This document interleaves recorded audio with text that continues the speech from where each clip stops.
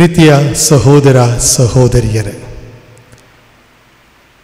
ಮಾತೆಯ ದರ್ಶನ ಪಡೆದುಕೊಂಡಂತಹ ಸ್ಥಳಗಳ ಬಗ್ಗೆ ಒಂದು ಚಿಕ್ಕ ಆಲೋಚನೆಯನ್ನು ಈ ನವೇನ ದಿನಗಳಲ್ಲಿ ನಾವು ಮಾಡುತ್ತಾ ಬಂದಿದ್ದೇವೆ. ಹಲವಾರು ಸ್ಥಳಗಳಲ್ಲಿ ಆ ತಾಯಿಯ ದರ್ಶನವಾಗಿದೆ. ಕೆಲವು ದರ್ಶನಗಳಿಗೆ ಅಧಿಕೃತ ಮುದ್ರೆ ಸಿಕ್ಕಿದೆ, ಇನ್ನು ಕೆಲವು ಜನಮಾನಸದಲ್ಲಿ ನೆಲೆಗೊಂಡಿದ್ದಾವೆ. ಇಂತಹ ಒಂದು ದರ್ಶನ ಇರುವಂತಹ ಸ್ಥಳ ನಮ್ಮದೇ ರಾಜ್ಯವಾಗಿರುವಂತಹ ಕರ್ನಾಟಕದಲ್ಲಿ ಇರುವುದು ನಮ್ಮೆಲ್ಲರ ಹೆಮ್ಮೆಯಾಗಿದೆ.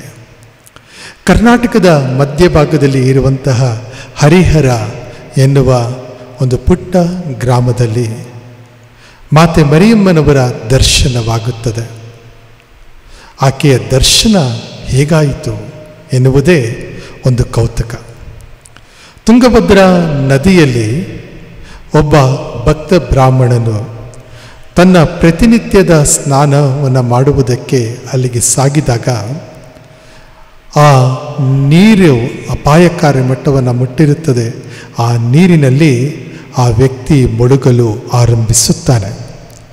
ಆ ಸಂದರ್ಭದಲ್ಲಿ ಅವನ ಕೈಗೆ ಒಂದು ಪುಟ್ಟ ವಸ್ತು ದೊರೆಯುತ್ತದೆ. ಆ ವಸ್ತು ಆತನನ್ನು ಪವಾಡ ಸದೃಶನಾಗಿ ದಡವನ್ನು ಸೇರಿಸುತ್ತದೆ. ಆ ವ್ಯಕ್ತಿ ಆ ನಂತರದಲ್ಲಿ ಇದೊಂದು ಆಟಿಕೆ ಇರಬೇಕು ಎಂದು ತಿಳಿದುಕೊಂಡು ಮಕ್ಕಳಿಗೆ ಆಟವಾಡಲು ಆ ಸ್ವರೂಪವನ್ನು ಕೊಟ್ಟು ಬಿಟ್ಟನಂತೆ. ಆ ನಂತರದಲ್ಲಿ ಮನೆಯಲ್ಲಿದ್ದಂತಹ ಮಕ್ಕಳು ಹಾಗೂ ಮಡದಿ ಹಾಗೂ ಈತನೂ ಕೂಡ ತೊಂದರೆಗೆ ಕಷ್ಟಕ್ಕೆ ಸಿಕ್ಕಿ ಹಾಕಿಕೊಂಡಾಗ, ಸಾವಿನ ದವಡಿಯಲ್ಲಿ ಸಿಕ್ಕಿ ಹಾಕಿಕೊಂಡಾಗ ಆತನಿಗೆ ಬಹಳ ಚಿಂತೆ ಆಗ್ತದೆ. ಆತ ಇದೇ ಆಲೋಚನೆಯಲ್ಲಿ ವಿಶ್ರಮಿಸುತ್ತಾ ಇರಬೇಕಾದರೆ ಮಾತೆ ಮರಿಯಮ್ಮನವರು ಆತನಿಗೆ ಕಾಣಿಸಿಕೊಳ್ಳುತ್ತಾರೆ. ಈ ಒಂದು ಪುಣ್ಯ ಕಾರ್ಯ ಅಥವಾ ಈ ದರ್ಶನದ ಮೂಲಕ ಆತನಿಗೆ ಗೊತ್ತಾಗುತ್ತದೆ, ಈಕೆಯಿಂದ ನನ್ನ ಕುಟುಂಬಕ್ಕೆ ಇನ್ನು ಮುಂದೆ ಒಳಿತಾಗುತ್ತದೆ ಅಂತ ಹೇಳಿ ಆಕೆಯನ್ನು ಒಂದು ಮರದ ಪೊಟರೆಯಲ್ಲಿ ಇರಿಸಿ ಪ್ರಾರ್ಥನೆಯನ್ನು ಮಾಡುವುದಕ್ಕೆ ಆರಂಭ ಮಾಡ್ತಾನೆ. ಎಲ್ಲ ಒಳಿತಾಗ್ತಾ ಇದ್ದುದರಿಂದ ಆಕೆಗೆ ಸತ್ಯಮ್ಮ ಎನ್ನುವಂತಹ ಶೀರ್ಷಿಕೆಯನ್ನು ಕೊಡುತ್ತಾನೆ, ಮದರ್ ಆಫ್ ಟ್ರೂತ್ ಅಂತೇಳಿ. ಯಾಕಂದರೆ ಸತ್ಯವಾದದೆಲ್ಲ ಕುಟುಂಬದಲ್ಲಿ ನಡೆಯೋದಕ್ಕೆ ಆರಂಭವಾಗ್ತದೆ. ಕಾಯಿಲೆ ಮಾಯವಾಗುತ್ತದೆ.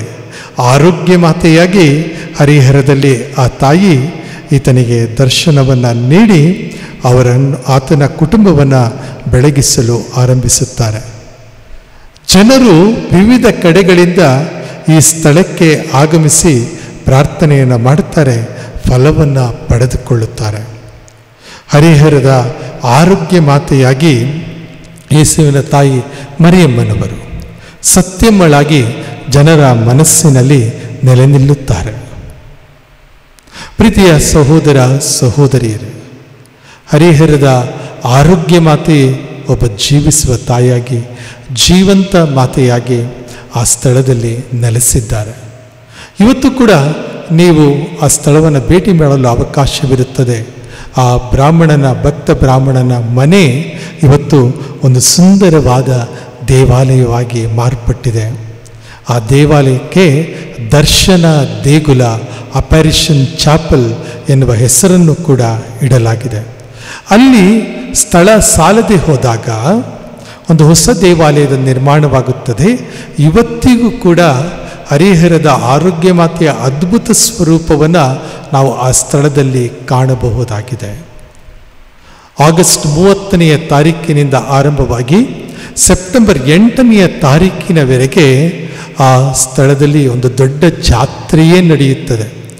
ಮೇರಿ ಜಾತ್ರೆ ಎಂದು ಪ್ರಖ್ಯಾತವಾಗಿರುವಂತಹ ಈ ಒಂದು ಕ್ರೈಸ್ತ ಜಾತ್ರೆ ಒಂದು ರೀತಿಯಲ್ಲಿ ಕರ್ನಾಟಕದಲ್ಲಿ ನಡೆಯುವ ಅತಿ ದೊಡ್ಡ ಕ್ರೈಸ್ತ ಜಾತ್ರೆಯಾಗಿದೆ ಎಂದು ಹೇಳಿದರೆ ಅದು ಉತ್ಪ್ರೇಕ್ಷೆಯ ಮಾತಾಗಲಾಗದು.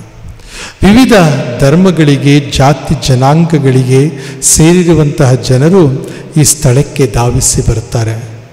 ಜನರು ಕಾಲ್ನಡಿಗೆಯಲ್ಲಿ ಮಂತ್ರಾಲಯ, ರಾಯಚೂರು, ಮುದ್ಗಲ್ಲು ಹೀಗೆ ವಿವಿಧ ಸ್ಥಳಗಳಿಂದ ಆಗಮಿಸಿ ಪ್ರಾರ್ಥನೆಯನ್ನು ಮಾಡ್ತಾರೆ.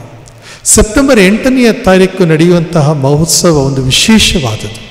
ಆ ಒಂದು ಸಂದರ್ಭದಲ್ಲಿ ಜನರು ದೀಡ್ ನಮಸ್ಕಾರ ಅಂದರೆ ದೀರ್ಘದಂಡ ನಮಸ್ಕಾರವನ್ನು ಮಾಡಿಕೊಂಡು ತುಂಗಭದ್ರಾ ನದಿ ತೀರದಿಂದ ಈ ಪವಿತ್ರ ಆಲಯಕ್ಕೆ ಆಗಮಿಸಿ ಪ್ರಾರ್ಥನೆಯನ್ನು ಮಾಡ್ತಾರೆ. ಅಷ್ಟು ಮಾತ್ರವಲ್ಲ, ತೆಂಗಿನಕಾಯಿಗಳನ್ನು ಆ ತಾಯಿಗೆ ಒಡೆದು ಅರ್ಪಿಸುತ್ತಾರೆ. ಚಿನ್ನದ ತೊಟ್ಟಿಲಿನ ರೀತಿಯಲ್ಲಿ ಆ ತಾಯಿಯ ತೇರನ್ನು ಸೇವಂತಿಗೆ ಹೂವಿನ ಮೂಲಕ ಅಲಂಕರಿಸಿ ಊರಿನ ಎಲ್ಲ ಕಡೆಯಲ್ಲೂ ತೆಗೆದುಕೊಂಡು ಹೋಗಲಾಗುತ್ತದೆ.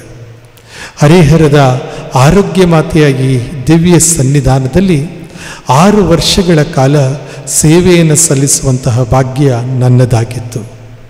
ಈ ಒಂದು ಸಂದರ್ಭದಲ್ಲಿ ಆ ತಾಯಿಗೆ ಗೌರವಪೂರ್ವಕ ಪ್ರಣಾಮಗಳನ್ನು ಸಲ್ಲಿಸ್ತಾ ಇರಬೇಕಾದರೆ ಹರಿಹರದ ಆರೋಗ್ಯ ಮಾತೆಯ ಈ ಒಂದು ಪುಣ್ಯಕ್ಷೇತ್ರಕ್ಕೆ ನೀವುಗಳು ಕೂಡ ಬರುವುದಕ್ಕೆ ಒಂದು ಅವಕಾಶವಿರುತ್ತದೆ.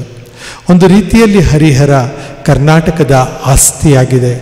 ಈ ಸ್ಥಳಕ್ಕೆ ಬರುವಂತಹ ಲಕ್ಷಾಂತರ ಜನರು ವಿವಿಧ ವರದಾನಗಳನ್ನು ಪಡೆದುಕೊಂಡಿದ್ದಾರೆ, ವಿವಿಧ ರೀತಿಯಲ್ಲಿ ಬಾಳನ್ನು ಬೆಳಗಿಸಿಕೊಂಡಿದ್ದಾರೆ. ಸೆಪ್ಟೆಂಬರ್ 18, 2019ರಲ್ಲಿ ಈ ಒಂದು ದೇವಾಲಯ ಬಸಿಲಿಕಾ, ಕಿರಿಯ ಬಸಿಲಿಕಾ ಎನ್ನುವ ಶೀರ್ಷಿಕೆಯನ್ನು ಪೋಪ್ ಫ್ರಾನ್ಸಿಸರಿಂದ ಪಡೆದುಕೊಳ್ಳುತ್ತದೆ. ಜನವರಿ 15ನೇ ತಾರೀಕು 2020ರಂದು ಆಗಿನ ಕರ್ನಾಟಕದ ಮುಖ್ಯಮಂತ್ರಿಗಳಾಗಿದ್ದಂಥ ಶ್ರೀ BS ಯಡಿಯೂರಪ್ಪನವರು ಹಾಗೂ ಅವರ ಜೊತೆಗೆ ಇತರ ರಾಜಕೀಯ ಗಣ್ಯರು, ಈಗ ಕಾರ್ಡಿನಲರಾಗಿರುವಂತಹ ಆರ್ಚ್ ಬಿಷಪ್ ಫಿಲಿಪ್ ನೇರಿ ಫೆರಾವೋ ಅವರು, ಬೆಂಗಳೂರಿನ ಮಹಾಧರ್ಮಾಧ್ಯಕ್ಷರು ಹಾಗೂ ಇತರ ಧರ್ಮಾಧ್ಯಕ್ಷರ ಸಮ್ಮುಖದಲ್ಲಿ ಈ ಒಂದು ಬಸಲಿಕಾ ಪುಣ್ಯಕ್ಷೇತ್ರದ ಉದ್ಘೋಷಣಾ ಕಾರ್ಯಕ್ರಮ ನಡೆಯಿತು. ಅದು ನಮ್ಮೆಲ್ಲರ ಮನಪಟ್ಟದಲ್ಲಿ ಇವತ್ತು ಕೂಡ ಉಳಿದುಕೊಂಡಿದೆ. ಹರಿಹರದ ಆರೋಗ್ಯ ಮಾತೆ ನಮ್ಮೆಲ್ಲರಿಗೂ ಕೂಡ ವರದಾನವನ್ನು ಕರುಣಿಸುವಂಥ ತಾಯಿಯಾಗಿದ್ದಾಳೆ. ಆ ತಾಯಿಯ ಸನ್ನಿಧಾನಕ್ಕೆ ನಾವೆಲ್ಲರೂ ತೆರಳೋಣ, ಆಶೀರ್ವಾದವನ್ನು ಪಡೆದುಕೊಳ್ಳೋಣ. ಖಂಡಿತವಾಗಲೂ ಹರಿಹರದ ಆರೋಗ್ಯ ಮಾತೆ ಕರ್ನಾಟಕದ ಆಸ್ತಿಯಾಗಿದ್ದಾರೆ. ಆ ತಾಯಿ ನಮಗಾಗಿ ಭಿನ್ನಯಿಸ್ತಾ ಇದ್ದಾರೆ, ನಮಗೆ ಅವಶ್ಯವಾದಂಥ ವರದಾನವನ್ನು ಕರುಣಿಸುತ್ತಾ ಇದ್ದಾರೆ. ಹರಿಹರದ ಆರೋಗ್ಯ ಮಾತೆಯೇ ನಮಗಾಗಿ ಪ್ರಾರ್ಥಿಸಿರಿ.